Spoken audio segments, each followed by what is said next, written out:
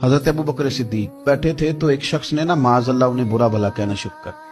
कमाल की बात यह कि अल्लाह के रसूल भी तशरीफ फरमाए। देर तक कहता रहा, सिद्दीक अकबर सुनते रहे। जब सब्र का पैमाना लबरेज होने लगा तो अबू बकर सिद्दीक उठ के फरमाया कि जो तू कहता है सब झूठ कहता है।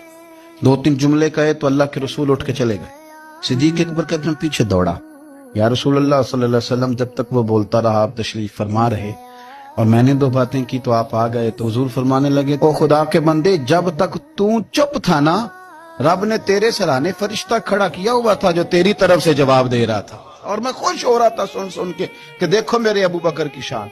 लेकिन जब तू खुद बोला है ना तो फरिश्ता चला गया, शैतान आ गया लड़ाई चमकाने के लिए। तो चूंकि फरिश्ता चला गया तो मैं भी आ गया। हजरत सिद्दीक अकबर रज़ियल्लाहु ताला अन्हु कहते हैं बस फिर उसके बाद हालात बदल गए।